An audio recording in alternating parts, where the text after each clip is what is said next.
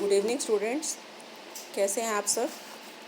My self रेखा रहेजा और मैं आपको जो सब्जेक्ट पढ़ाने वाली हूँ उसका नाम है ह्यूमन रिसोर्स मैनेजमेंट। इसकी बुक जो आपको परचेज़ करनी है वो करनी है वीके पब्लिकेशन की अशोक खुराना के नाम से बुक है, वो आपको परचेज़ करनी है।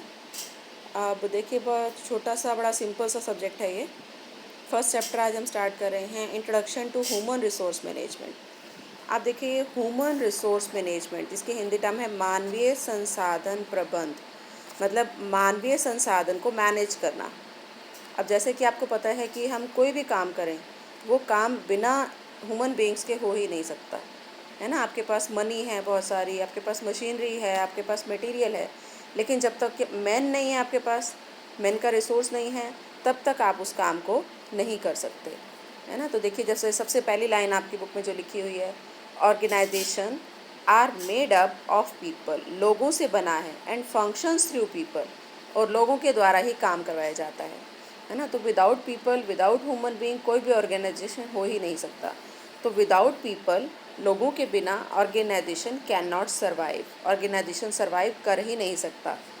Resource of men, money, material, machinery, इनको इकट्ठा किया जाता है, इनको कोऑर्डिनेट किया जाता है, और फिर उसको यूटिलाइज़ किया जाता है किसके द्वारा?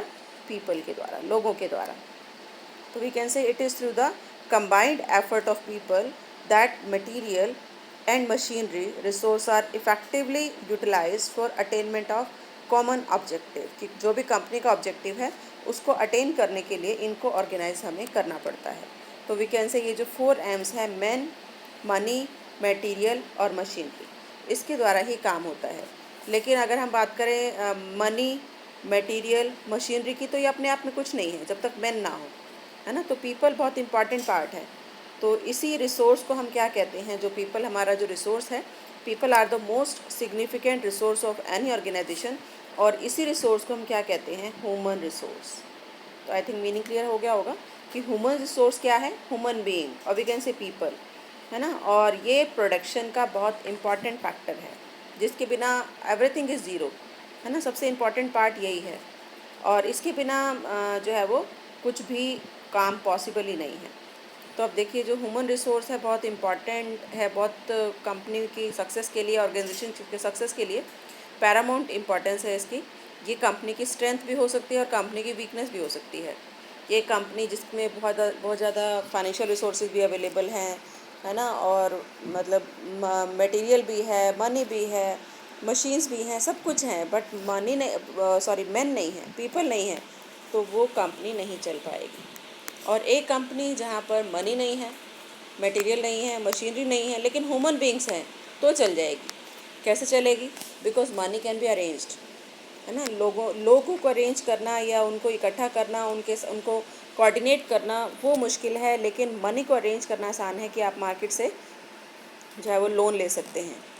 आप देखिए कि ह्यूमन रिसोर्स मैनेजमेंट क्या है, इसकी डेफिनेशन देखो आपकी बुक में जो दी हुई है, कि डेफिनेशन आपको दी है according to Flippo. Human resource management is the planning, organising, directing and controlling of the procurement, development, compensation, integration, maintenance and reproduction of human resource to the end that individual, organizational and society objective are accomplished। कि जो objective आपको या company को जो achieve करने हैं, उसके लिए हम क्या करेंगे? जिस तरह से मैनेजमेंट के फंक्शन होते हैं, प्लानिंग करना, ऑर्गेनाइजेशन करना, डायरेक्टिंग करना, कंट्रोलिंग करना, उसी तरह से यहाँ भी जो ह्यूमन रिसोर्स मैनेजमेंट है उसमें भी यही काम किए जाते हैं। लेकिन इसका भी मेन पर्पस क्या है? वो ह्यूमन बीइंग की प्लानिंग करना, कि आपको कितने पर्सनस की रिक्वायरमेंट है, ये काम किया जाएगा तो कैसे किया जाएगा, कितने लोगों की रिक्रूटमेंट की जाएगी, है ना, उन लोगों को ट्रेनिंग किस तरह से प्रोवाइड की जाएगी, उनको ऑर्गेनाइज करना, उनको सही पर्सन को सही काम प्रोवाइड करना, तो ये कहलाता है ह्यूमन रिसोर्स मैनेजमेंट। अब आई थिंक मीनिंग इसका क्लियर हो गया होगा। आप देखिए, अब नेक्स्ट टॉपिक पे आते हैं, फीचर्स, कि what are the features of human resource management. अब इन डेफिनेशन के बेस पर जो ऊपर दी हुई हैं आपको, इसके बेस पर जो कंक्लूजन निकलता है कि दीज आर द फीचर्स। सबसे पहला, integral part of process of management, कि जो ह्यूमन रिसोर्स मैनेजमेंट है वो मैनेजमेंट का बहुत इंपॉर्टेंट पार्ट है, मैनेजमेंट की प्रोसेस का, ये सारे जो ऑर्गेनाइजेशन के जो लेवल हैं उसको ये कवर करता है। It applies to the workers, ये वर्कर्स के लिए भी अप्लाई होता है, सुपरवाइजर्स के लिए, ऑफिसर्स के लिए, मैनेजर्स के लिए, ये जितने भी टाइप के पर्सोनल हैं उन सब के लिए ये अप्लाई होता है। इसको हम अलग नहीं कर सकते। It can not be separated from the basic management function. अब ये जो फंक्शन है वो हर तरह का जो लेवल है मैनेजमेंट का उनके लिए अप्लाई होता है। सेकंड देखिए परसुएसिव फंक्शन, कि ये क्या है ह्यूमन रिसोर्स मैनेजमेंट। ये परसुएसिव फंक्शन है, कॉम्प्रिहेंसिव तो है ही। परसुएसिव मीन्स आपको परसुएट करना पड़ता है लोगों को, प्रोडक्शन के लिए, मार्केटिंग के लिए, फिनेंस के लिए, है ना। तो जो है वो लोगों को मनाने की कला है। परसुएट करना मतलब मनाना, कि आप उनसे उनकी इच्छा के अकॉर्डिंग वो काम करें। तो ये एक स्टाफ फंक्शन नहीं है। Human resource management is not a staff function, ये स्टाफ फंक्शन नहीं है बट ए लाइन रिस्पॉन्सिबिलिटी। ये लाइन रिस्पॉन्सिबिलिटी है कि जो मैनेजर है उसको कैसे काम कराता है।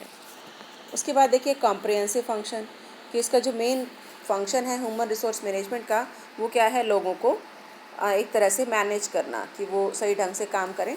और ये हर तरह के लोगों के लिए है, हर तरह के लेवल के लिए है, जैसे बताया वर्कर्स के लिए, सुपरवाइजर्स के लिए, मैनेजर्स के लिए, एवरी टाइप ऑफ पर्सनल के लिए। उसके बाद देखो इसमें जो है मेन कॉन्सेंट्रेशन हमारी किसकी तरफ रहती है, पीपल की तरफ। It is concern with the employees के साथ तो ये कंसर्न है ही, as well as individual as well as group, कि ग्रुप के साथ भी और इंडिविजुअल के साथ भी। तो ये पीपल सेंटर्ड है और ऑर्गेनाइजेशन में, हर तरह के ऑर्गेनाइजेशन में जो है वो इस तरह का मैनेजमेंट किया जाता है, from top level to bottom level. उसके बाद देखो नेक्स्ट आता है एक्शन ओरिएंटेड, कि ओनली जो है वो रिकॉर्ड कीपिंग नहीं है बल्कि कीपिंग एक्शन है, जिसके अंदर जो भी काम किया जाता है वो एक्शन ओरिएंटेड है, कि काम करना है, किसी भी तरीके से किया जाए तो जो भी प्रॉब्लम आती है उस प्रॉब्लम का सोल्यूशन निकालना है ना। तो सोल्यूशन निकालने के लिए किया जाता है।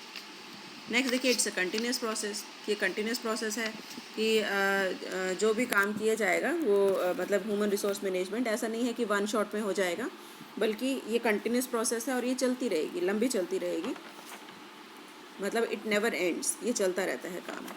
नेक्स्ट देखिए science as well as art, कि जो ह्यूमन रिसोर्स मैनेजमेंट है वो साइंस भी है और आर्ट भी है।